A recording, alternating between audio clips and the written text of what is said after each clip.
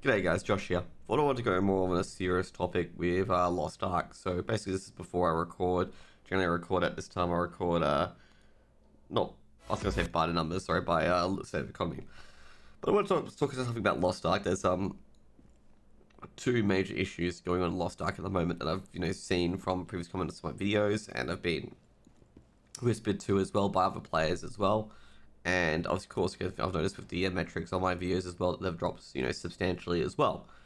And basically, I checked the forums as well, and there's so many complaints about this, and I've been funny, and some people even have quit over it as well, which I can understand because it's not fun when probably the state of the market, the top tier content, raids, stuff like that. You just have this issue that you just can't get past, and it just interrupts your gameplay massively, and basically impacts your raid and your ability to do the raiding, substantially. So if you guys are unaware of it at the moment, it's basically there's been multiple different disconnects. One involving the anti-cheat being easy anti-cheat, and just random disconnects in general during the boss fight. Meaning that basically with Lost Ark, if you guys do not understand Lost Ark's feature and why that is substantially not good at all, is that with Lost Ark, disconnecting during a boss fight means that you can't get back in until you log back in, which can take up to 5 or 6 minutes, depending on anti-cheat on load up. And also, not to mention as well, if you do DC during an attempt, you're most likely going to die because you won't log in back in time to complete the thing. And with Legion raids and stuff like that, especially losing a player means you may lose the attempt and lose your time overall.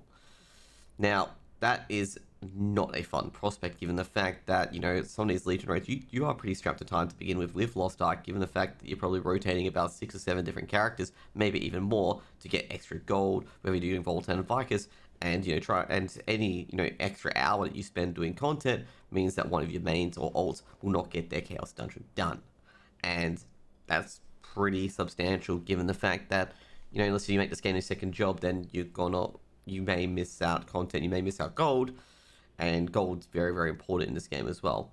Now, let's just talk about it from a gameplay aspect. In a gameplay aspect, it is frustrating that something from outside of your control, whether it's the internet, your internet provider itself, or at least you can change that, but the game itself will disconnect you at random due to its anti-cheat policy, or not policy, but platform.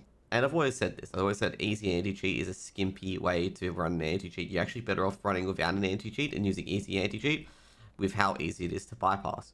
Now, people who have been through this, even including, I think it's somewhere on the gamers and a few other guys as well, have been through how easy anti-cheat is able to get around. And not to mention, you just have to look at the basically the pudding in general when you see all these bots outside Northern constantly going in and out, doing the story missions over and over again, and basically it seems like they are playing catch up, like Todd Howard and Fallout 76 in his historian's video.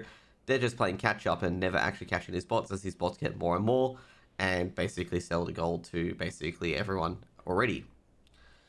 And that has been one of the big issues with Lost Ark, is that the DCs have not been fixed. And someone told me that they've been going on for 2 months, which is fucking gross incompetence, mind you.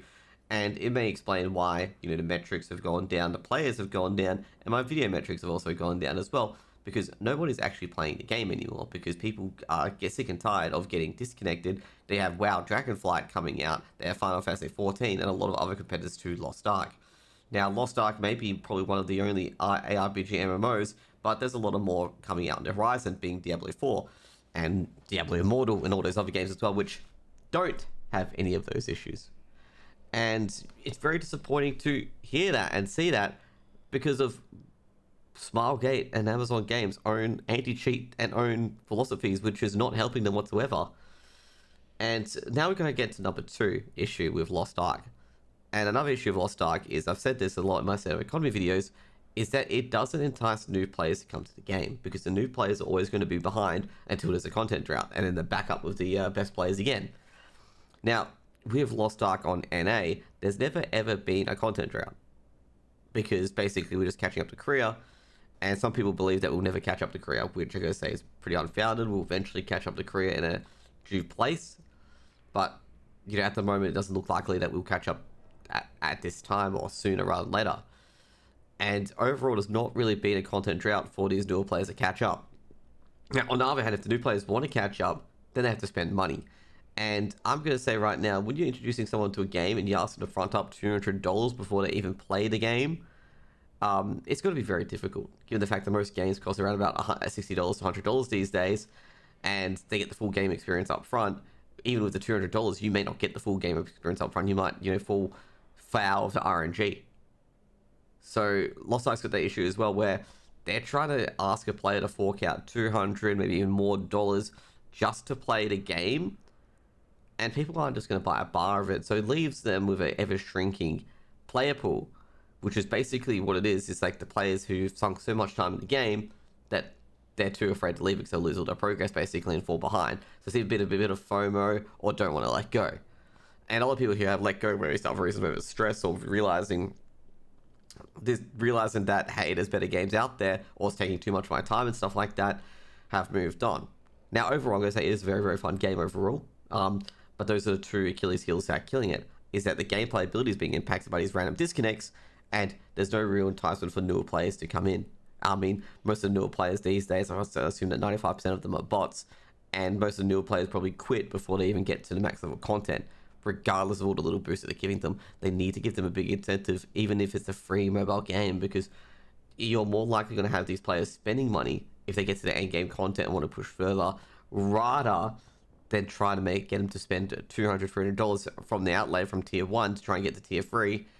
And it's just basically a fool's errand and nearly impossible to, basically to get them into the game, because they're going to be like, why do I want to spend $200 to $300 on a game when I can buy another MMO or play another MMO like Final Fantasy, for example, buy it for $100 and can sink as much hours as I want into it. At the end of the day, that's, the two choices that you're really given. And yeah, it's a bit of a shame that, one of the MMORPGs that had a lot of promise, a really good ARPG, had a lot of promise, but it's going down this route where basically it's seemingly like that the gameplay issues, because gameplay is a big thing in MMORPGs. The game doesn't necessarily have to be good, it just has to work, and then you can build a community around it.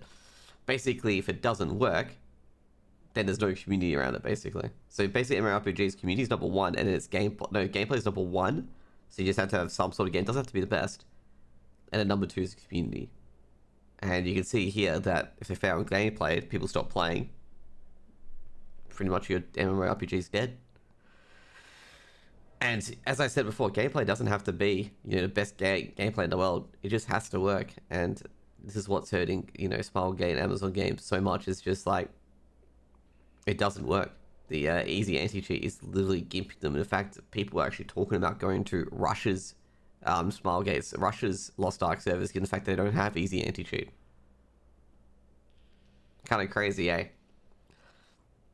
Anyways, guys, that's about it for today. I wanted to really talk about that. I know it's more of a negative video on Lost Ark, but those are two things that they have not really addressed, and it's probably letting them down the most.